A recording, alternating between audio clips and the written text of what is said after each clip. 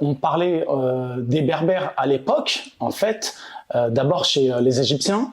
On parle de barbaroi qui sont en fait les étrangers. Ensuite, les Romains ont repris le terme de barbarus pour présenter en fait l'Afrique du Nord comme des barbares en réalité.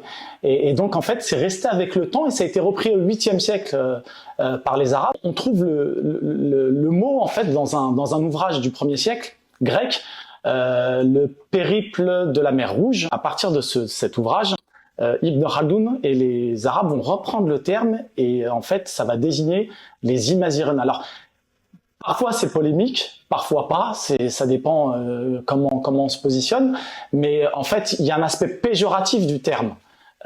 Et en plus il y a un aspect péjoratif parce que la dénomination elle est donnée par les autres. Et c'est toute l'ambiguïté, l'ambivalence en fait de l'histoire du monde amazigh, c'est qu'en fait c'est souvent les autres qui ont écrit sur les Imazighen.